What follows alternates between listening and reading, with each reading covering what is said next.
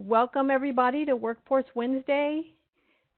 Today, our topic is bridge building, starting and maintaining a transition course. And our presenter is Christopher Sheffield, and he's in AEL Career Pathways at Birdville ISD. Today's April 17th.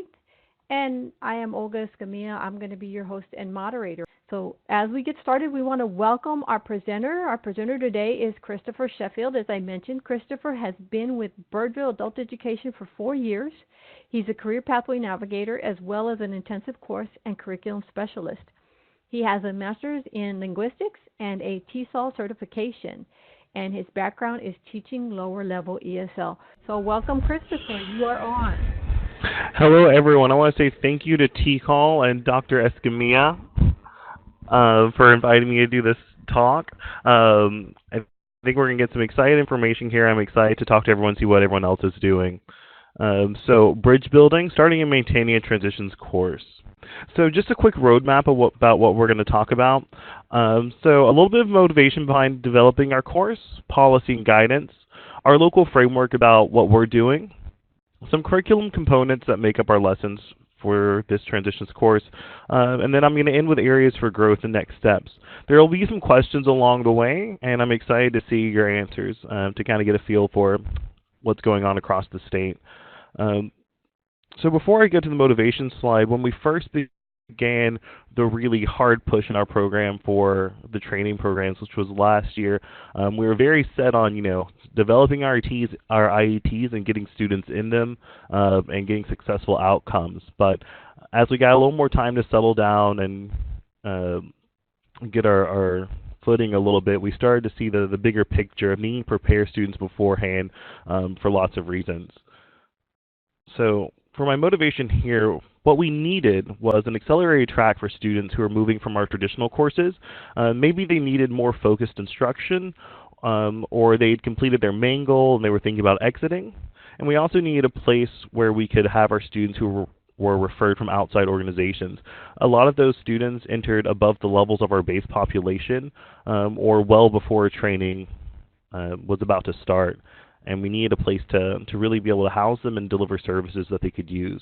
We also needed a program that we could use to understand some of the qualitative factors from our students, get a little bit of information about who they are and what their commitment levels are. So I realized bridge programs were the way to do this.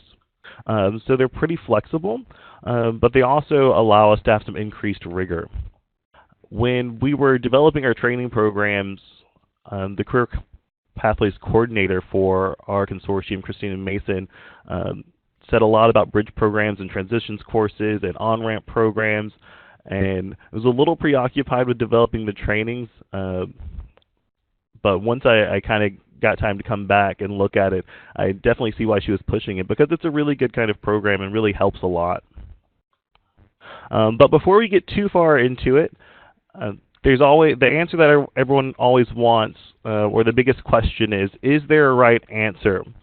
So a little bit of a warning and something to keep in mind. The policy and guidance is pretty open. What I've seen across the consortium from all of our partners in the consortium here in Tarrant County is that it's becoming really clear that we need a program like this, and we see that it's already provided for in the policy. Is there an exact way to do it? We don't have a checklist, but I hope this presentation will have some really good information about what we can do, what's working for us, and be a really good forum for some more information.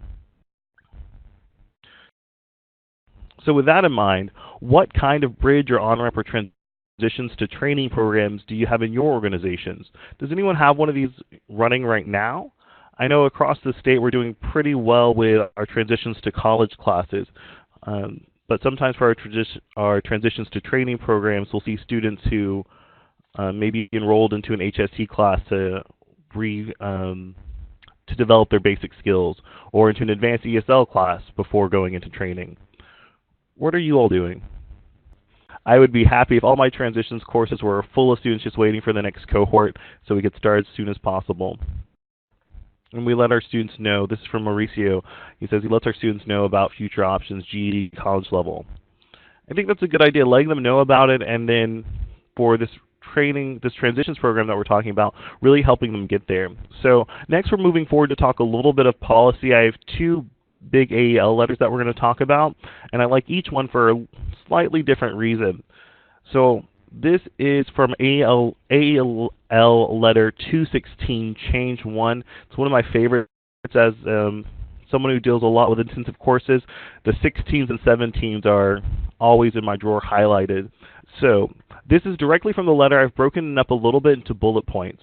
So it defines a transitions course as a preparatory course model designed with the objective of increasing the transition success of participants. It also lists that it's for NRS levels 4 through 6. It says it's for students enrolling in post-secondary education and training. And it says that's also called a bridge or summer bridge program, college onboarding or on-ramp course, or sometimes referred to as a development or developmental course. It's an intensive target, but it's also intensive in terms of the rigor, with targeted remediation in core content areas. And here it says some other stuff that we can include. So it may contain college knowledge and workforce preparation activities to support the skills and understanding needed for both gaining admission to and navigating within post-secondary education and training systems. We'll hit a little bit in the next policy letter about some specific activities for college knowledge, and then towards the end I'll talk about workforce preparation activities. So from AEL letter 417, again, directly from the letter, it defines an on-ramp program as a class or program, also referred to as a bridge or transitions class, that prepares adults to enter and succeed in post-secondary education and training. I like this next section because it gives us a time frame to what we can do and what might work best. So it says on-ramp programs can run several days, weeks, or longer and can address the following topics, content, and activities. On the next slide, we'll go over some of the specific activities. And again, this is from the letter here, broken up into some bullet points. So preparation for college and workforce training, some specific activities, so including development of college knowledge, which it defines as note-taking, academic advising, time management, and study habits, and digital literacy, all things that I think are really helpful. Then career development, which includes career exploration, career planning, employment expectations, and work culture for an occupation. Next, it talks about kind of career advising, so meeting with career navigators to do some college advising, case management, or customizing the ITech plan. It also says that in these courses we can have guest lectures from maybe future employers or from past students or faculty who have relevant information to share. Also during this time or during a transitions course, we might include referrals to individual supportive services. So services that we can't really cover with AEL funds like transportation, childcare, and housing. And again, this last part here just reinforces the idea that it's an intensive academic readiness and remediation course. Our last bullet point here, or quote from the letter, 417, I like this one because it gives us some information and reinforces the need to screen for qualitative factors for students entering training. So it says, on-ramp programs often support student success by ensuring that students understand and are committed to the duration and intensity of the training program, have developed arrangements to mitigate work and personal obligations that might impede program completion, and are well informed about resulting employment options and expectations to support employment success. I like this part in the letter because it was something that I was doing before we started this bridge program, but I was a little hesitant about how much I could enforce this. Of course, when we have a student in training, we don't want to refer them to training, then be in the training class for a week, and then find out that you know, it's too difficult or they're not prepared to handle what comes along with it. So I have one question going into the next phase. So what are the key takeaways for the policy we've discussed? I always love starting with policy, and that's because I like to know what the framework is and where we can go from there. It gives me lots of ideas for what are allowable activities, and it also shows me where are some places where I can be a little bit more creative. I know policy isn't always everyone's favorite point, but for these AEL letters in particular, I really rely on them to kind of know what we can do and how we should do it. And I know if we have any CPNs or intensive course people in here, these letters are pretty familiar. Christopher, thank you so much for referring to those letters. I think it's so important that programs know that that's where they need to go. Like you said, they're very important. They give you the guidelines for running these programs. Thank you. Right, thank you, Dr. Escamilla. I like that we have another fan in the house of AEL letters. So when I was starting was it just last year? In the consortium, we were a little slow to get started on the intensive services, so we kind of got on the ground and they said push the gas and get going, and it was so different from what we were doing in our traditional courses that we really had to find where to start. And across the state, I think we've had some really good progress, but for some things we've been a little more hesitant in getting started. But most of what we need to know is there in the AEL letters or assessment guide or program guide, and if not, TCAL and down at the state level, everyone's helpful to fill in that information that we can't find in the AEL letters. And right there, Dr. Escamilla posted the link. I encourage you to find them. What I do, I've downloaded them all into a PDF so they're searchable. I'll just put in a word so I can find what the policy is. So I'm going to go ahead and move on to the next part. So what we're going to talk about now is our working model for transitions to training, what we do in our program, and kind of how our process works. So this is our process here. So at intake for the program, students will meet with me, the Career Pathway Navigator, and discuss goals, obstacles, and expectations. Students undergo the traditional intake process and schedule a time to meet with me again to review test results. Based on the test results and other factors that we kind of go over in the interview, the student signs a contract and agrees to completing a given number of hours, which I think is appropriate for them. So I'll meet with a student periodically throughout the course and provide career services. And at the completion of the transitions course, we'll be able to refer students to be screened for referral or to a training program. And I make this clear on all of my flyers, recruiting materials, and from the first interview. Hopefully our course is designed in such a way that people benefit in a way that's better than expected. I think that's been evident in what we've done so far, but even if a student completes transitions in terms of hours, maybe they still won't be recruited into the training program, and it really depends on how much they're willing to commit and the development that they're willing to give.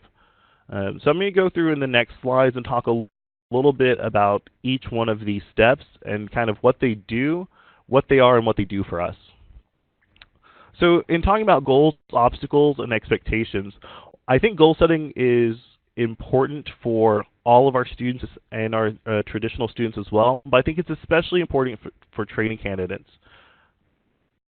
During this process, we discuss potential hurdles to successful completion of training, and I always expect during the interview a student to provide at least 3 ways that they plan to handle any major or consistent roadblock they may have, whether it's transportation or childcare or working around a job schedule. I need to know how they're going to commit to the program and how they're going to work around any issue that they might have. If a student isn't able to offer a solution, I might ask them to come for a follow-up appointment before we do enrollment into the class, because these are important and intense classes, so I can't lack too much confidence before enrolling a student. We'll also discuss past training schedules to let the students know the variety and kinds of ways that the schedule might change. I know in our first phlebotomy class that we launched last semester, the class was from 5 to 10:15 every day, and it was a really intense schedule. Now we've cut it back to 4 hours and switched the hours a little bit, but I want students to know that when the cohort gets started, when the next phlebotomy or CNA class gets started, the schedule might change, and they need to be aware of that. So if they start the process with the transitions course, when the class opens, they may need to readjust their priorities and their schedule to accommodate reaching their goal. So in terms of follow-up, up in what I like to do. I think it's a good idea to stay in contact with all populations of students, but when I send a student to training, I expect clear and consistent communication during the training. So if a student is going to be late or miss a day, I expect them to contact me and let me know. And I think setting up a follow-up meeting right from the start when we're doing enrollment and registration is a really good way of setting this pattern in motion and getting it going. As for program length, I talked about this before, that we'll have an agreed number of hours. So students will agree to a program of study, and I have 12, 24, 48, and 60 hours, depending on their needs. So for the 48 and 60 hours, or all of these numbers may be familiar to some of you, so students may need to retest. They may come in with their skills levels a little lower than we'd like, or lower than what would allow us to refer them to training. So I want to give them the option of being able to retest. Oftentimes when we have students who are coming from our traditional classes, their math score may be really high, but their reading's low, or the other way around. And they have to know that to be referred, they have to have a minimum score level. So I want to give them that time. For our outside referrals, usually the 12 or 24-hour option is what I go with. So if someone comes in and their scores are through the roof, and they have past experience in the field, and maybe they're just thinking about changing careers, or something happened and they need to get back into the job, 12 hours might be good, but I prefer going with 24. 24 is enough that it's not difficult to commit to, but still challenging enough for me to see commitment. And it also gives students enough time to really get the footing for moving forward in the training program. So what's your experience with recruiting and screening students been like? This sounds a little bit like a non sequitur, but for me, the Transitions program is really helpful for outside referrals in particular. When we got started with this program in November, we had just attended a event for community supervision. So students were being referred to us from the outside and expecting to go to training soon, but after interviews, understanding the reliability wasn't as easy. Getting a student from our traditional courses into a training is a little easier. I can look on Teams, see their attendance. You know, maybe they had 9 hours one month, but last month they've had 80 hours, so I can make it a little bit better of a judgment of their commitment and dedication. From an outside referral, it's a little bit more difficult, so I think this training program is really helpful for that. The whole screening process really makes that important, and I'm very clear about that with my students before referring into training. I expect them to be accountable and committed and really understanding what they're committing to. I was talking to some of my CPNs and counterparts in the consortium, and we mentioned how our perception and the way that we work with students has changed. When we were dealing or getting the opportunity to work with our traditional students, we're always really hopeful and optimistic and really help them along the way. And we know that life gets difficult and we can work with them that way. For our training students, these are intensive classes that are expensive as well. So we don't really have the option of kind of taking a risky bet there. So I like being upfront and forward about this kind of commitment and what we expect. Daisy said, "We do this as a class activity so others can help offer solutions, but great initial accountability." And for this question in particular about recruiting and screening students, I know in our consortium we kind of rolled out one partner would start IETs with a CPN, then the next partner would get a CPN. So we got to kind of see it evolve, and everyone kind of had some of the same experiences in terms of screening and recruiting and kind of getting to the point of, I need a way to really be able to evaluate students. And Joseph clarified here in the chat room, for this presentation you stated you had outside speakers, etc. So in our transitions classes, I think the policy gave us guidelines for including outside speakers. For this, I think employers or former students would be a really good example of bringing an outside person into the classroom. I would invite our training providers into our transitions to training programs to really let students know what to expect and where they'll be heading if they're able to commit and give the quality.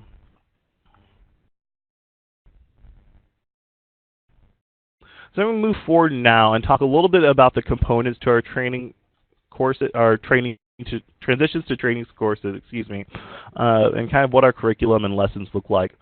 So for these classes, students work in an independent study environment. I know we're trying to move from this direction in some of our other courses, but I think it's important because of the practical limitations, first of all, to differentiating learning along with having open enrollment. But also, I want students to be able to demonstrate their ability to self-motivate, their willingness to problem solve, and also their openness to asking for help. When I put them into a training program, regardless if it's 8 hours a day for 3 weeks or 3 hours a day for 8 weeks, they're going to be expected to leave the classroom, study, and get that information. They're also going to have to ask for help. There's no one who's going to go through these trainings and know all of the questions. And I don't want them to be shy or afraid to communicate those problems, because during the training programs and in any other times, I want them to be able to ask us, because ultimately their success is our success. And also the part here where I mentioned problem solving. In other classes, if they skip a problem, we'll maybe be able to go back to it later and look at it. Here, I need them to work through it and show me their willingness to tackle a hard or difficult situation or a hard or difficult problem.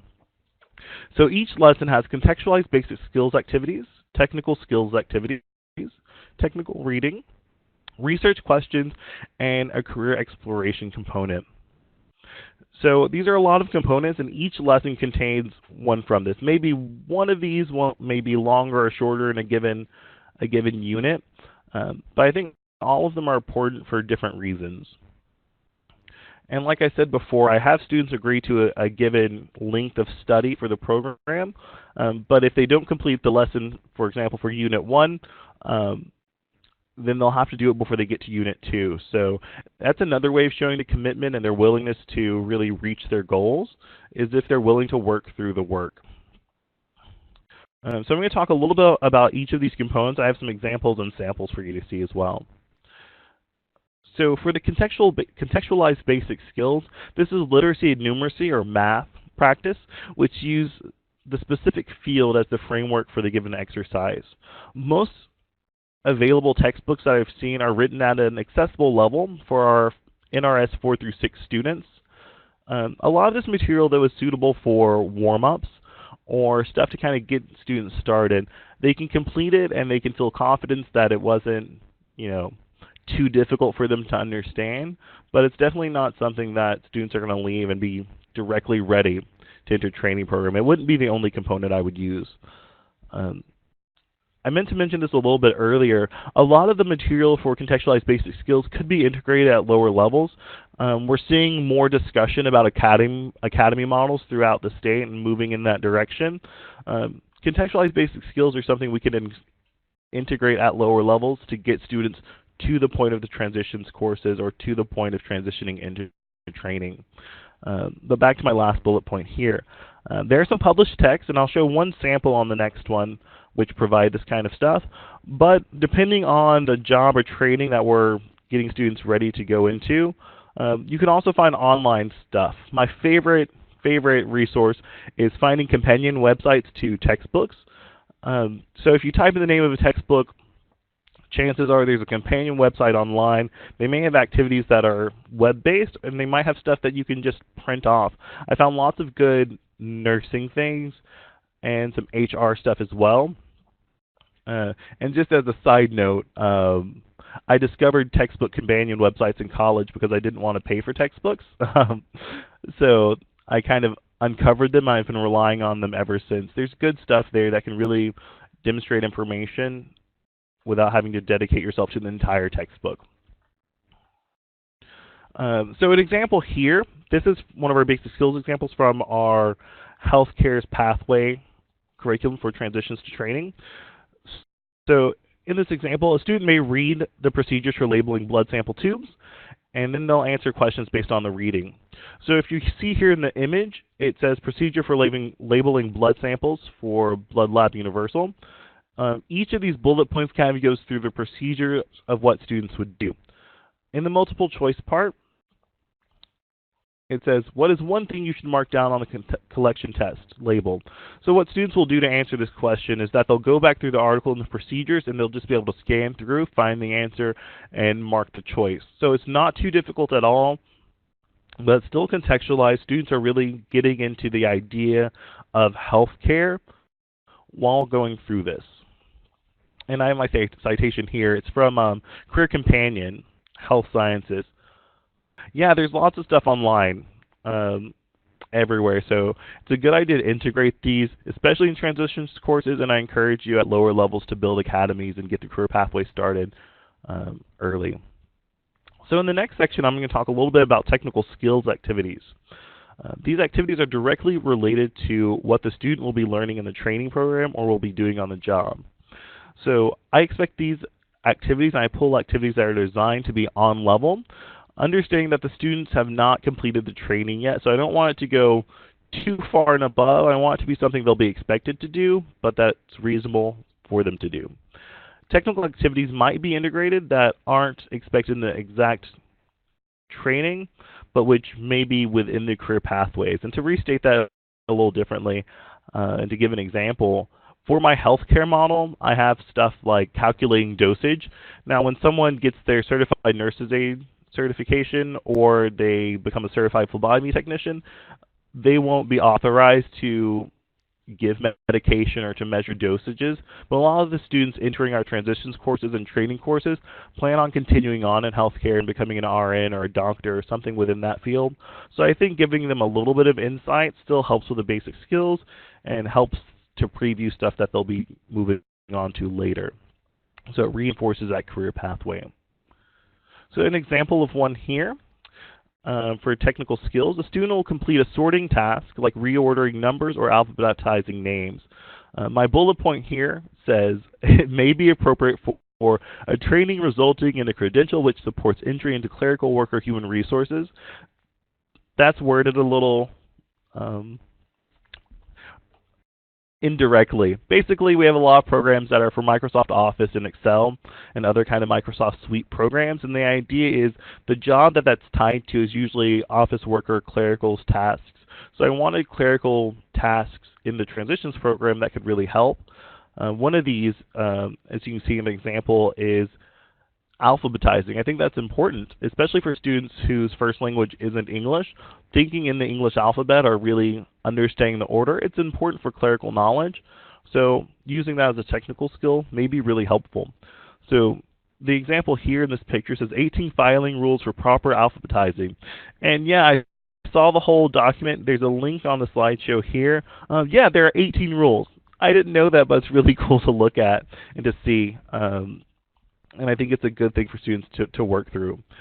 Here I have a note that Content Standards 2.0 or going directly to ONET may be a good source for these ideas. So on ONET in Content Standards, we have these specific activities that we can integrate to do that technical extension for our career pathways students or students who are transitioning into training. Next up, and just an update on the chat box. I see lots of links going in there to our resources at TCAL, so really good stuff. Technical reading here. So I saw when students were entering in the training program, a lot of our outside sources or students moving from our HSC courses, their math skills might have been on level what we expected, but their reading could have been a little bit below. So I wanted to reinforce that, and I wanted to prepare them a little bit more. So reading an article about a relevant topic related to the training is what's expected in this. I said many students entering the training may need skills upgrading specifically in reading.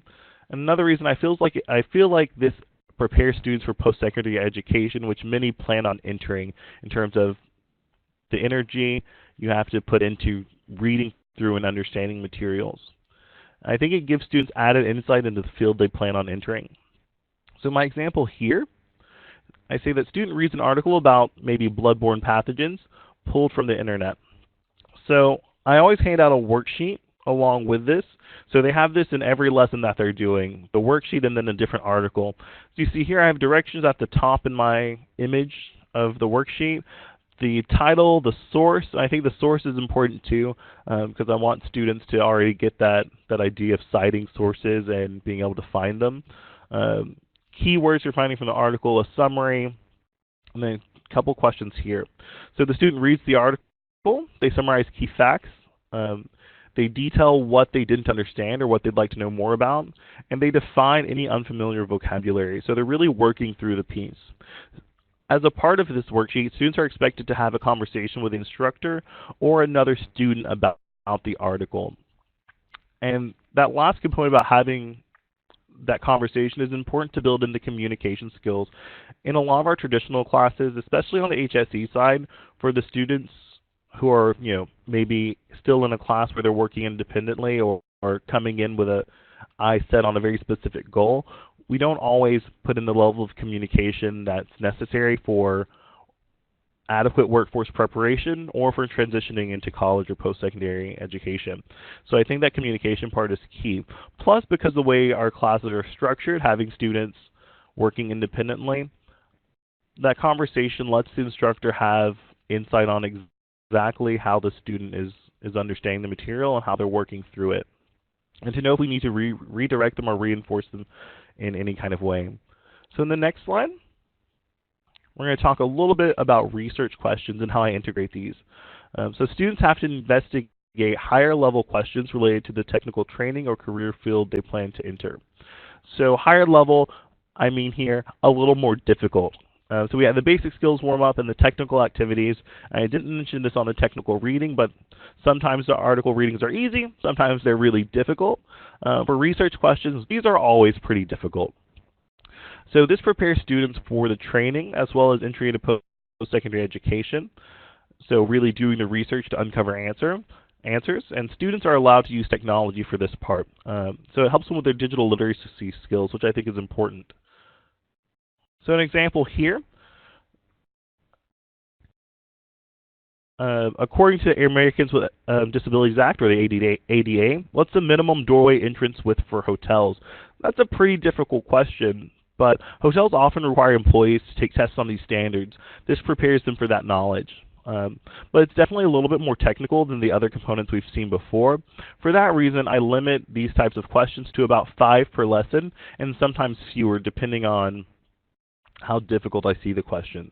I've seen manuals and training materials available online, and that's really where I pulled the questions for my material, for my lessons here, from those technical manuals and other outside materials, really to get the point of having the students work for the answers and put in the time to find them.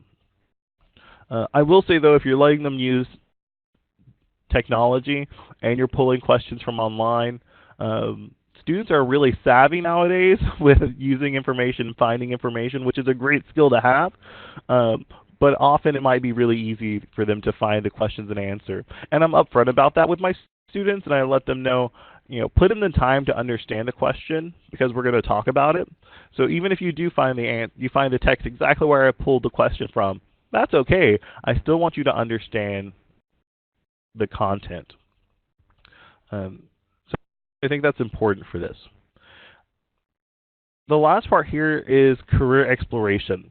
So this component ensures that students are aware of what the training they'll be entering entails. It also allows them to have a definite plan for how they'll move forward, not only in their training, but down the line as well. And a practical part of this integration into the transitions course is that some of the components in the section are required file documents for recruitment into IETs. So career pathway progression plan, career interest survey, individual training education career plan, to redefine ITEC right there. So a practical part is having them do a piece of their file as we're moving along, so that on the last day, right before I send them to training, I don't have to sit down for an hour to do paperwork. It's really helpful for them to have time to understand each one of these components and have a plan in place for what they're going to do during the training, what they're going to do after, and maybe 5 years down the road. Our career progression plan has 5 sections on it. I expect 3 to be done by the time a student exits our transitions class. So they know what they're doing for the training, they know what they're doing after, and they know what kind of their long-term goals are. So I have one more slide about components next, and that's for WPAs. So this is pulled from AEL Letter 216 Change 1, and it defines workforce preparation activities. Again, going a little bit back to policy, this is pulled directly from the letter, but I think it's important. So these include activities or programs or services designed to help an individual acquire a combination of basic skills, critical thinking, digital literacy, and self-management skills.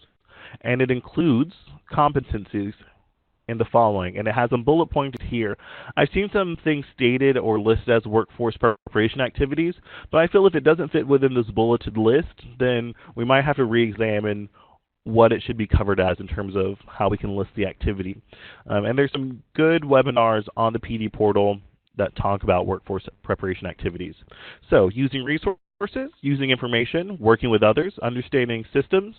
Then our good one, skills necessary for successful transition into completion of post-secondary education, training, or employment. So that gives us a lot of flexibility. And the next one does this too. Other employability skills that increase an individual's preparation for the workforce. So our policy gives us a lot of wiggle room in terms of what we can offer students. So if an activity is offered that still doesn't fit into any of these, especially the last two, then it might not be in a workforce preparation activity. Might be valuable, but we might have to call it something a little more appropriate.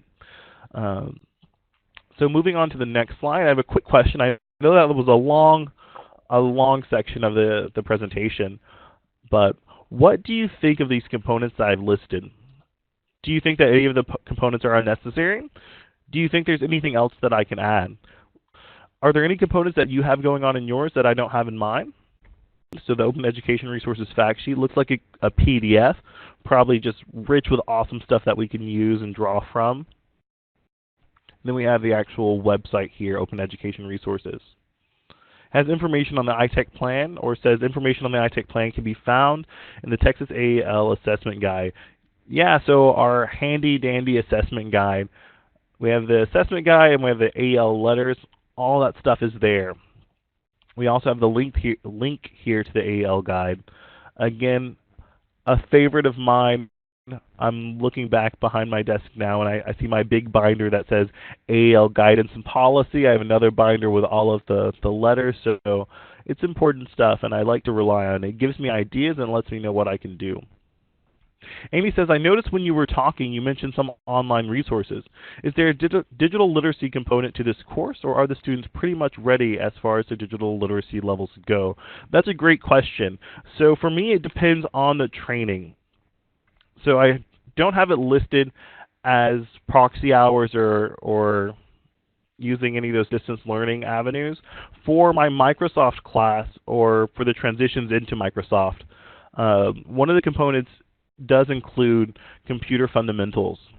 And the reason for that is because the Microsoft classes, especially the Certification Microsoft Office Specialist, is an intermediate level. It's not an entry level. So before I send a student off, they have to take an assessment to make sure that their digital literacy skills are there. I want to make sure that they're better than minimum. So I require them to do a little bit of pre-work in terms of understanding Microsoft basics and Excel basics. A lot of our students who I've sent to trainings or referred to trainings for Microsoft Office have told me things like, you know, I used Word or I used Excel, but during like Windows 98. And I thought that's great and wonderful, and you have a base and you know what a sheet or a worksheet is. But why don't we update to get the basic skills in the newer level so we don't have to relearn those? But I think it's important to, I never like referring a student without the confidence that they'll be able to successfully complete. My motto is I like for a student to be ready to complete the training or to pass the final exam without needing to go through the training. And that sounds a little, I don't know, a little bit like overkill or a little brazen, but we can't gamble with these students. They're expensive and they're working for real goals. I don't want them to put in the time and commitment to dedicate anywhere from a month to 3 months of their time and then not have the skills necessary to pass the class. That's why these kind of transitions courses are important. It's why building quality support or contextualization courses are important, and why screening and recruitment is important. So that digital literacy component is good. So lots of binders with policy and guidance. So I like to have a digital version as well as the version that I can take home and read at midnight and highlight through with different colors so I know where to file it. We had the North Regional PD event recently here in North Richland Hills, where a couple of the larger consortiums in this area came together. We had the Dallas Consortium, the Denton Consortium, and us from Tarrant County. And the word that we used a lot was trajectory. So finding the trajectory that students are going on and what they're leading to. A lot of times we focus on students' immediate needs, and this might come from the old days of survival English or survival skills in terms of basic education. I think we're moving to a direction where we're seeing a more holistic view. I think these transitions courses are the next step. Really seeing what our students, meeting our students where they are, and really providing them the skills to get them where they want to go. I think we've had a lot of really good support over the past years in terms of goal setting, but now we're moving in the direction of not just setting goals, but meeting goals. I think that's a really good direction to go on. Okay, so I'm going to move into areas of growth and things that I think we could work on. So areas for growth, our classes aren't always full. Now, just like with any kind of natural ebb and flow that we see in adult education, we always start off really strong in the beginning, and then, you know, when life starts happening and holidays start happening and going back to our home countries start happening, we can see our numbers kind of go down a little bit, just like any other class. Students might be willing to commit to a training when they're optimistic and ready to go in August, but once we get to November and December, they may be a little more hesitant. Because of that, it might be difficult to dedicate a teacher to these. We've been able to, and I think that we can with the kind of options that we can offer for across the state for most of our teachers who are working in classrooms. But like I said, it can be difficult to convince leadership of the necessity if we don't have 30 students in every class. Luckily, leadership here at Birdville is really understanding and helpful with understanding that we need to help students reach their ultimate goals by supporting this kind of stuff. Also, in terms of just teaching the class, it's difficult to keep up when there are a lot of students all on different units, all with open enrollment. For me personally, I think that's a fun challenge to be able to move from one student who's doing health to the next one doing CDL to the next one doing IT stuff. But it is hard, especially for our classes. They go 3 hours, 4 days a week. So teaching these classes, you have to be able to multitask pretty well and be comfortable with changing direction pretty quickly. Related to that, putting together the curriculum for a given section is labor intensive. Like I said in the component section, I really like to have all the pieces and parts. I think they're all really important. But sometimes finding those materials can be difficult, or putting them together, or having to create your own. I think it's worth the time we put in. But like I said, it's labor intensive. And because of that, we don't have every career pathway covered. So we have all the ones that we have trainings for, but we recently just started a CDL program. I haven't had referrals from our program here, but in the consortium we have it. So over the next coming months, I'll have students who are in transitions with the goal of moving into CDL. So I'll have to cover that. To start, it might be, you know, I have your 4 lessons ready now, and I might have the next 4 next time. And that's just something that we kind of have to cope with and move forward with. Also, we don't have the bridge at every site or every time. We like to have classes all day from 8:30 until 9 is what our schedule looks like now. The problem is that we can't dedicate the time and staff to having a bridge program at every time and location. The benefit of that, though, is if a student is willing to make the sacrifices to be enrolled and work through a transitions course that is not at their optimal schedule, I can be very confident in referring them to a training program. But I would like the option to work with students who can only do mornings or afternoons rather than evenings, since that's our main site. That's where we operate. So our vision for the future, we'd ultimately like to have a bridge class as a required prerequisite to entering training, in which each student is able to complete relevant and meaningful coursework, which helps them achieve their goal, and through which they can directly enter training. I think we can reach that. I think we're almost there. That required prerequisite part we'll have to work with depending on really seeing the need and necessity for it as we grow. So what are your plans for implementing a bridge program? Or do you have any plans on making any changes to an existing class?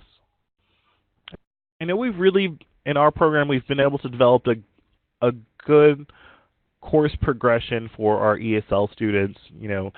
They might start off on level 3 and move into level 4, and then we like to roll into a transitions class, or a transitions to college class, I should say, and then an English for Professionals class. So we really have that line of succession in terms of classes laid out pretty well. For our training program ramp, we're still working on it, especially for our HSC students. They have a more direct goal, which is tied to a more direct MSG, so that's good. But making sure that students know that they can roll from their HSC into the transitions, into the training program, I'd really like to get a more solid handle on that. Hopefully everyone has some good takeaways. And if you have any suggestions, comments, concerns, feel free to send those to me. Just like you guys, I'm working on my model and still trying to improve it every day and seeing what I can add and make adjustments to. Again, Christopher, thank you so much for sharing all this information, and definitely for reinforcing or enforcing the AEL letters. That is the best place to go for any information that you might need for the classes, and you kind of just stated that a couple of times, and I'm glad you did. So thank you for doing that, and everyone, there is Christopher's information if you would like to access that. Good stuff. Go to your policy, go to your assessment guides, go to TCAL. Here's my information here. So my name is Christopher Sheffield. My email is there. It's really long, christopher.sheffield@birdvilleschools.net, but if you spell my first name right, I promise you'll find me. I'm with Birdville Adult Education at Birdville ISD. We're a part of Tarrant County Adult Education Literacy Consortium. Our providers include Arlington ISD, Arlington Public Library, Fort Worth ISD, and Tarrant County College. We're under Workforce Solutions for Tarrant County.